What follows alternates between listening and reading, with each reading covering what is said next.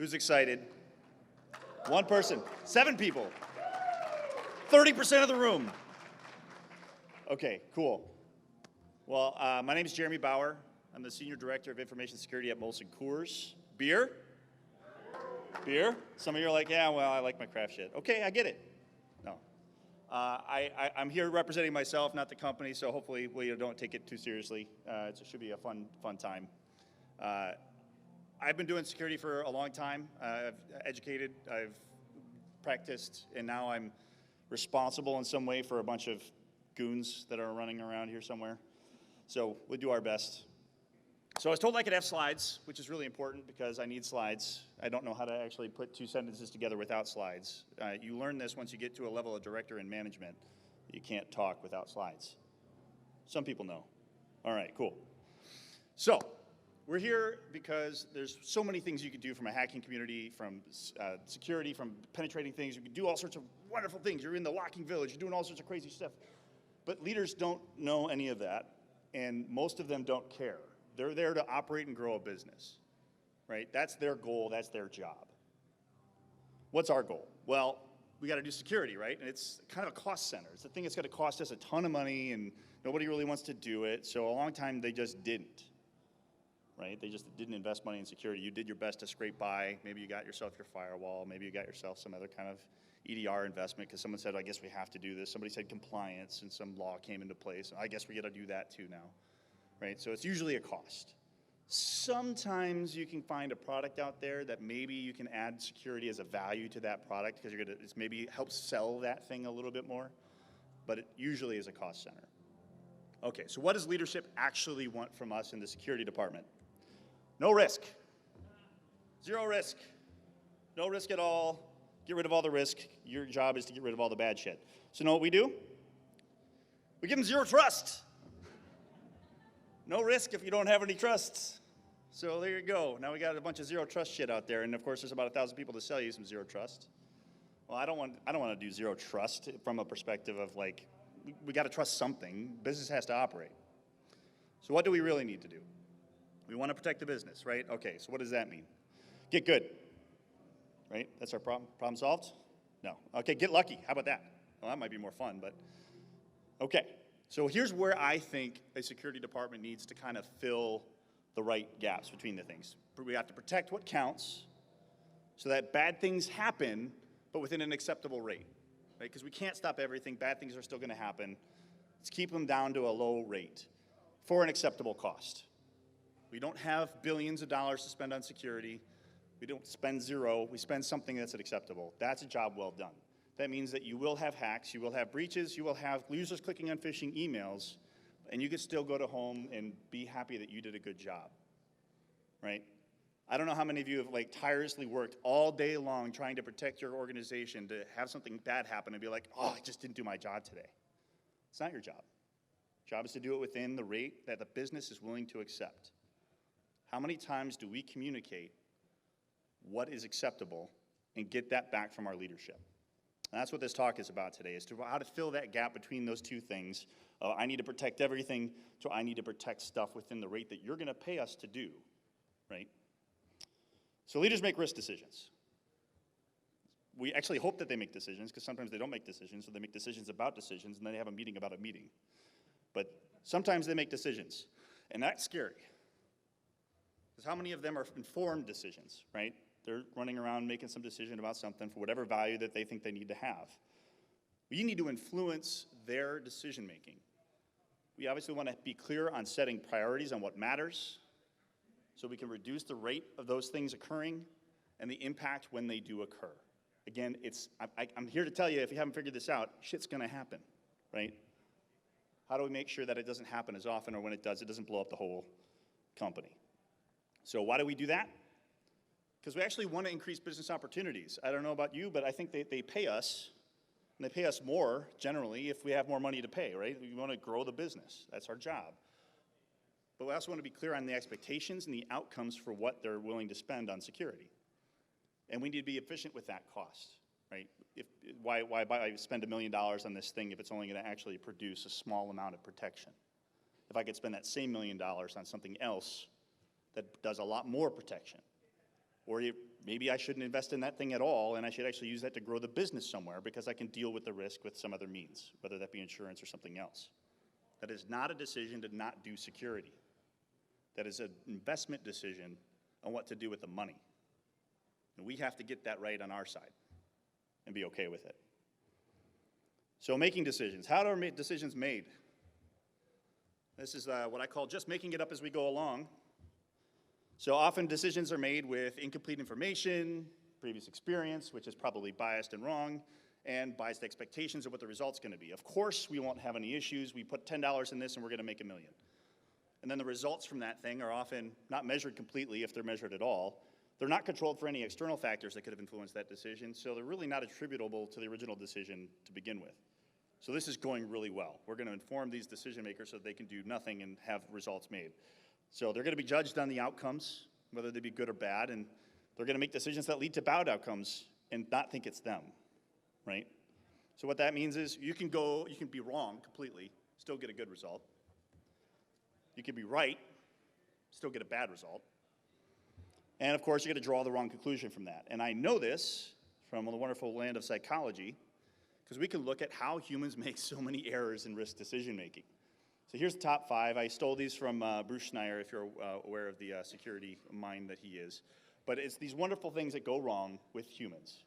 We exaggerate spectacularly rare risks and downplay common risks. The most common risk you probably all took today was some sort of travel to get here. For those of you that didn't travel today, maybe it was going by all those construction workers. It's probably one of the most dangerous things you probably did today, right?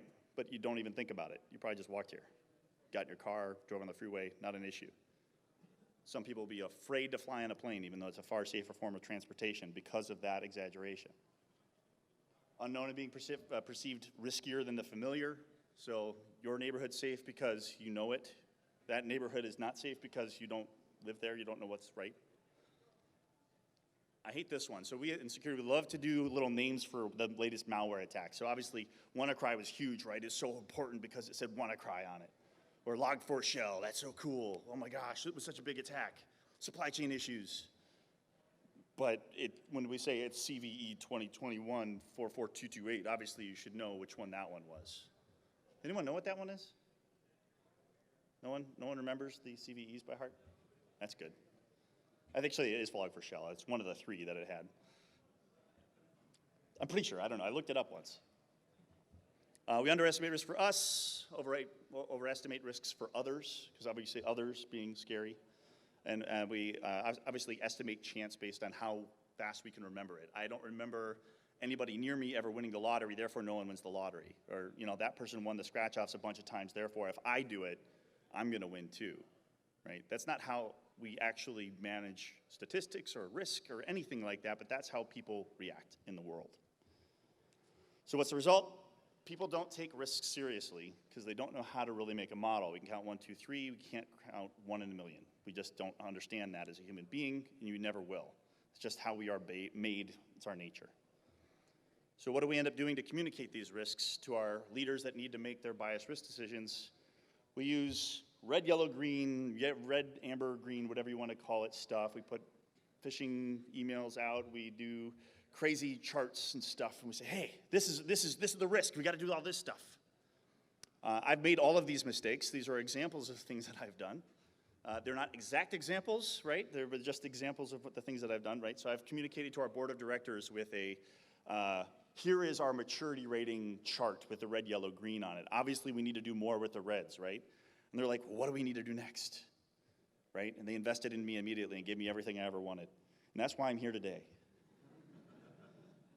No, they say stuff like, well, are we actually doing enough? Is that okay? Well, you're crying wolf, you're being crazy. These risks don't actually occur because they can't think of any. This doesn't feel right. There's that gut feel thing. Well, I don't know, something doesn't quite feel right. Or I need more data. I don't really know if this is right. I need more data. Let's call the data guy up and get some more analytics on this one. In other words, get out of my office. So leaders don't take the communication seriously. They don't take you seriously, you get laughed out of the room, and if you're not laughed out of the room, they don't call you back often. You go like, oh, I guess I have to do it as much as regulatory requirements suggest. I don't want to be laughed out of the room because I failed to communicate. I want to be a partner in that room to help them achieve whatever their objective is. which may mean not doing the security thing. So it's hard to communicate risk. It's even harder to know if what you're communicating actually has an effect, right? So we have to be able to measure those things. Like I said, we make a decision, there's some outcome. Do we know that we affected that outcome? So, or it's affect. Is it effect, affect? Something, I don't remember. Does anybody know, does anybody actually have a grammar on this? I haven't figured this out. It's one of those two? It's both of them? There we go. So it's definitely both of them? That's what I knew there would be at least two people that are like, oh, you gotta do this. Effect causes affect? Okay. Well, I am affected. Now which one is it? All right, so we want leadership to make informed risk decisions. So they're business experts, we hope. You know, they need to compare some kind of decision making and take an action. They expect us to be the security experts. So we fooled them. We're in the room, right? But we got to actually do something with that. So they're not expecting us to try to explain to them as if they're a security expert. They already know that we know what we're doing. They want to be able to have it explained to them on their terms. So we need to do three things, right? We need to provide the appropriate analysis and models to actually say this is what risk is. We need to be able to say that in a term using measurements that can be actually compared in a context that the audience understands. Does that make sense? I know I use more English words. So we have to do the analytics. That means we're looking at all the risks, we've done all the modeling, we've compared it. We now have things that they can compare and make decisions on in the context that they understand it. So first, using measurements that can be compared. Haha, I did it in the wrong order, you didn't check. That was the second one. Okay, nobody cares? No, nothing, okay. I was hoping for the best on that one. All right, so what's risk? I use that because we have to measure things in risk, so what do we measure risk in? Well, here's the other mistake that all of us seem to be able to make, right? We don't get our shit straight. We say it's probability or impact or likelihood and consequence or find your vulnerability times threat, all these different things together. And it creates the 4x4 chart. If it's not 4x4, it's 5x5 or some other kind of wonderful color map. You just put in risk analysis and put it on Google, that's what you get, right? It's a bunch of garbage. All of this is nearly useless. It's not completely useless, just nearly useless. Completely useless would be like, I don't know, just picking all red for everything. So remember, there's a flip side to this, so it's not just risk, it's also opportunities, so people use it in the opposite way, right? Glad you all read that too. All right, so everything ends up being high risk. If we care about it, it's gonna be the red corner, it's gonna be the high risk, high impact, or maybe one of the two that are right next to it, but not a whole lot that we can compare it to. So if we do a little bit more analysis and do things like, we can look at different analysis models like FAIR is a great one. There's other kinds of things that are out there like that, but we can break these things down a little bit more into things like vulnerability and threat is affecting your frequency, your loss magnitude is your asset value, and you kind of combine those things up together, and you're gonna get some idea or some measurement of risk. Understanding that, you have to understand the strength of the threat that you're facing or what threat you're facing. You have to know how good your defender team is at spinning plates. I thought that was wonderful. That was my favorite one. You know what kind of controls you have against those vulnerabilities, and of course, the actual asset value that you're looking to protect. One of the guys I used to work with, some of these guys will know this guy, he used to call it the doodle server. Do I care about anything on the right, the vulnerabilities, the threats, all the different loss event frequencies, if it's the server that draws doodles? If your job is to protect the doodle server, and it's worth $1 million worth of, I don't know, generative AI art or something like in the other room, maybe that's worth something. Not so much worth something for me, right? So the other thing is that risk number, it's not a number. We can't just say risk is a 7. This is a 7. It's like CVSS scores. Does anybody like those? You love them. Why do you like CVSS scores? Everything's a 10. If it's not a 10, it's a 9. And what's the difference between a 9 and a 10? I don't know. You gotta do something about it. That's what it sounds like to me, right? And of course, what is a CVSS of 10 inside of a box that's inside of another box that's not even put on the internet? Should I do that one first, or should I do one of the 6s that are on the internet? I don't know. So risk is a range. So using some of those wonderful analytical models that exist out there, so FAIR is the one that I kept going back to, we can kind of calculate some possibilities or probability ranges. Like, we think most often that this is going to happen between $1,000 and $7 million. And we can actually do things like Monte Carlo simulations. There's a wonderful book called How to Measure Anything, or How to Measure Anything in Cyber Risk particularly, that'll help you develop these things. But it gets us to a point where we can say, this is what we think risk is as far as a range. We know that the risk is here. And now we can have the opportunity to look at different options. So, okay, cool. This risk has probably a $5,000 impact, most likely going to happen, but it has a very high possibility of the top impact being $7 million. Whereas your second choice, more than likely when it gets hit, it's going to cost you $50K. It's a lot of money, but its top end is only $2 million. So which risk do you want to take, right? Those are the kinds of options you can look at when you look at it as a range and not just a single 4x4 square. I'm going to skip this, but if you haven't ever seen this before, it's a fantastic thing. All right, so providing appropriate analysis and models. So going back a step. So where's our, sorry, what was that? I just heard something in my ear, never mind. Security manager tools of the trade. So what do we have for our risk assessment models? So we got fear, uncertainty, and doubt. That's a great one. It's always fun, right? We have our program maturity metrics, and we also have our control frameworks. So we have to hold on to, because this is the only way we know how to assess our programs. So the FUD thing is useless. First off, it's now actually a problem for people that are my peers. So we call, actually a guy I talked to the other day called it the Apple News problem. And that's when his CEO calls him based on something he saw on Apple News and says, what about this? We got to do something about that AI. We got to turn off the ChatGPT tomorrow because it's going to take over our business or something. I don't know, the Terminator's coming. So like these things happen, but they don't provide business context, and they're mostly just noise in the background. It doesn't provide any business context as to risk to you or your company. So then we go into the assessment 101 stuff, and that is your CMMI, which is your maturity model there on the left, or on the right you have the CSF, or this NIST cybersecurity framework. And those are the things that, hey, we got to do some kind of control framework analysis and say this is what the controls that we should have in our company. You naturally assess against all of them and find that you aren't doing all of them effectively. So how much risk is there? It's all the risk. You should do all the risk. So we end up doing stuff like this. So we look at access control as a general item that's under the CSF, and I've totally done this. We have a 3 out of 5 maturity. We obviously want to get to a 4, and we have 86 of 147 controls implemented. We should implement more of those. We need to get an IAM system that does that. It's going to enable 10 more controls, and it's going to increase the maturity, right? You should buy 3 today. What do we get? Well, it's kind of bullshit promises, first off. Whatever the investment is that you're getting back is probably not going to meet the objective, and even though we're measuring something, it's not consistent. So what do you get from that?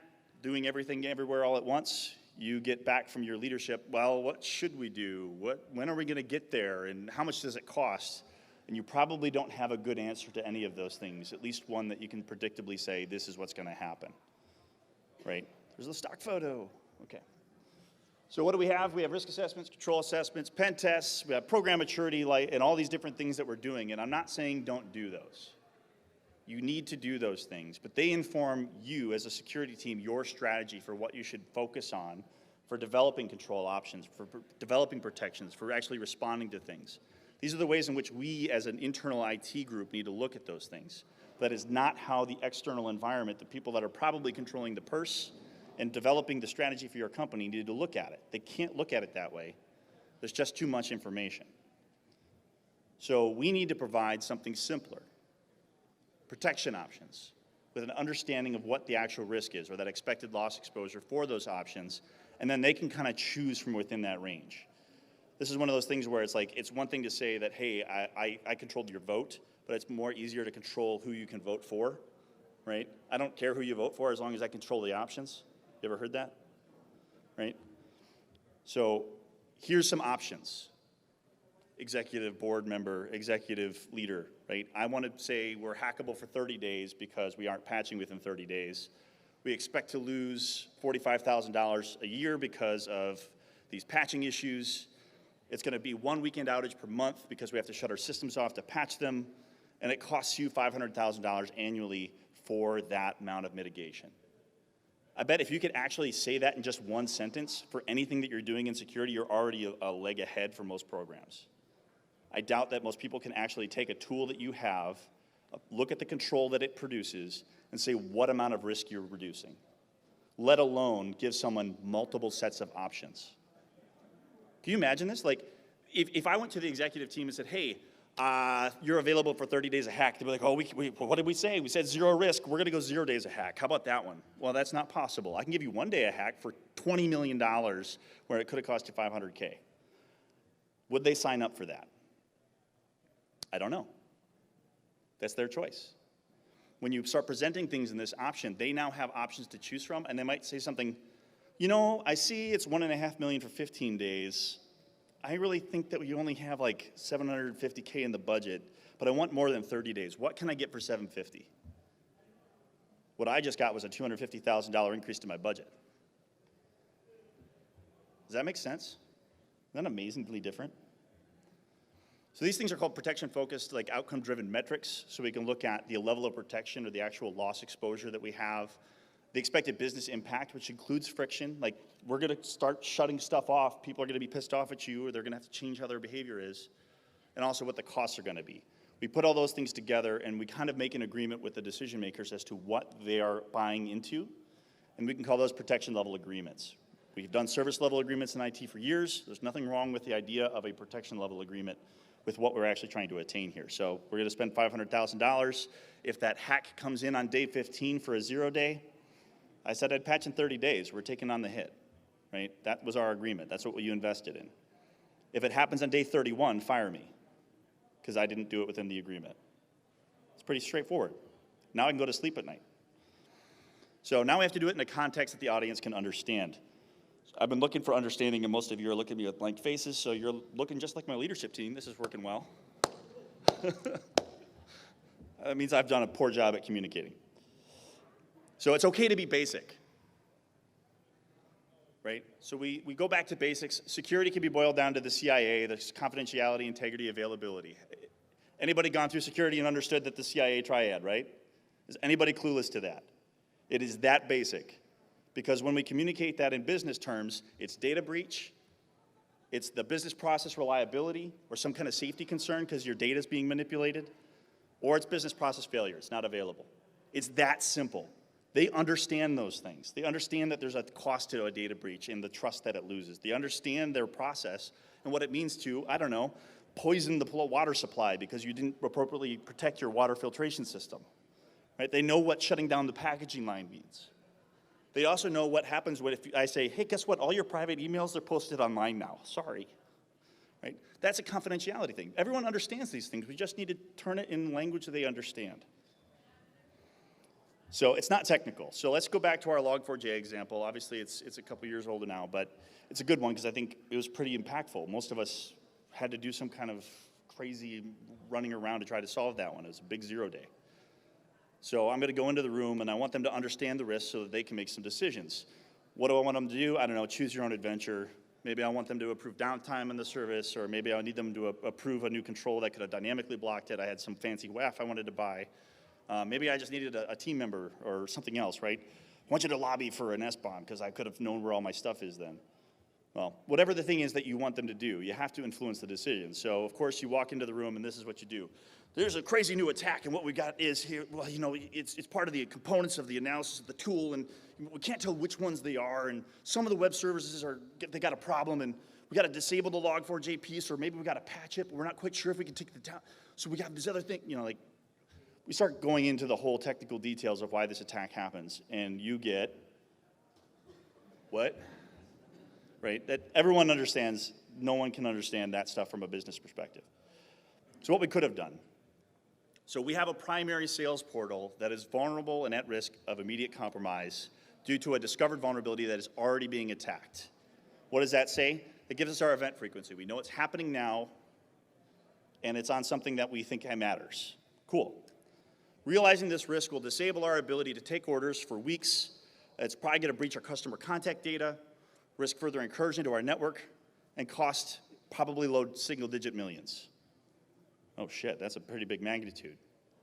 Let's put that together. Okay, what's the other business context of the asset? Well, we know that this portal currently takes in order account processing of about $400,000 a day. It has about 10,000 customers in it. more impact stuff. We also know that maybe we can only survive without it for about 5 days before we no longer have orders to process. So more asset value, more impact information that helps them make context as to what is at risk for the business. So then we have to give them options, and we can give them some impacts decisions on the options too, right? So they think that this recommended action is gonna cost you $15,000, planned downtime of 24 hours, which you can interpret as, that means $400,000 in orders are not getting taken tomorrow, right? Put it back in business contact terms. Now we have to give them more options than that. We don't wanna just say, hey, we could take it down. We could also say, well, we could invest in this tool and that could do some dynamic patching, or maybe we can disable this feature and we can go into the code and disable the log4j option. You know, it's gonna take some coders. I need to go get an emergency statement of work.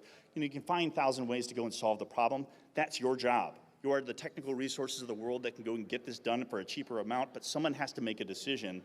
We gotta give them options, right? More decision impacts. So lastly, we have to know our audience.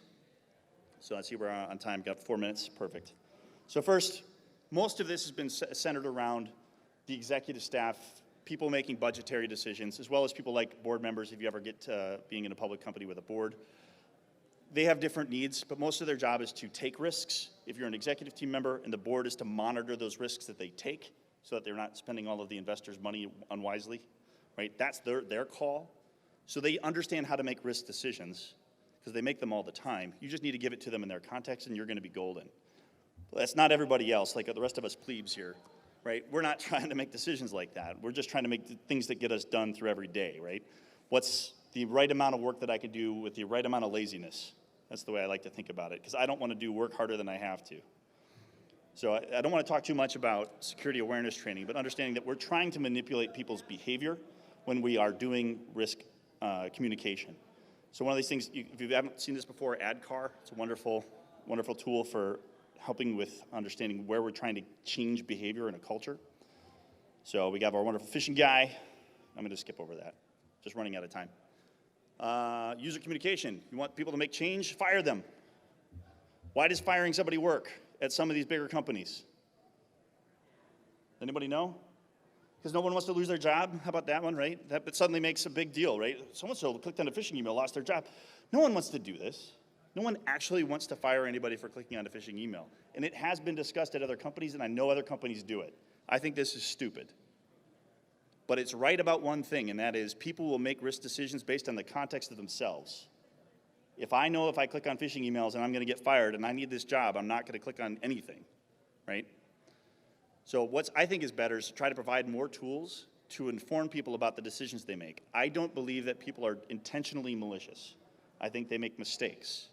We need to give them tools to help them not make more mistakes. So we talked a little bit about that in the last topic, so I'll just leave that one alone. Two other pieces to that notion, and I'd encourage people to go look at them, and it's about user motivation.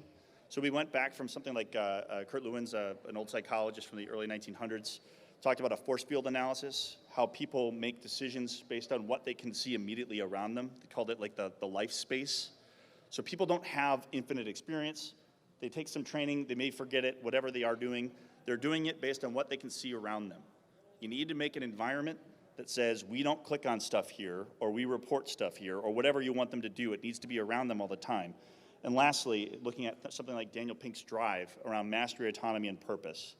People's intrinsic motivations are far more powerful than an extrinsic motivation like here's $5 or here's a cyber brick or some of the other stuff that you try to do. So why do I say that? Because we need to modify their behavior.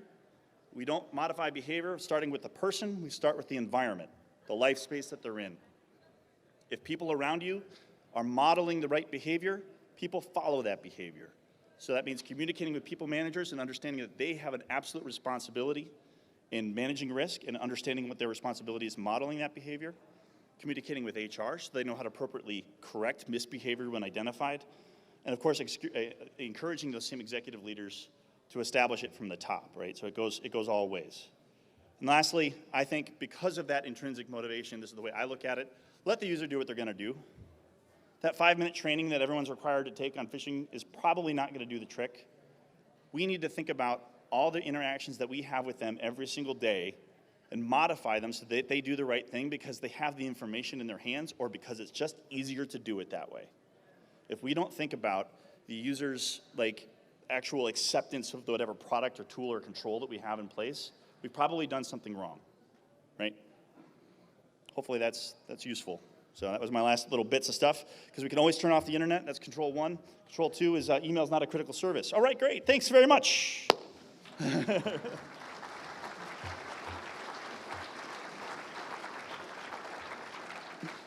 So, all right, thank you very much. Hopefully you didn't take this too seriously. Nobody did. You're like, yeah, good, because now we can get prizes and stuff. It's 4:30. Thank you.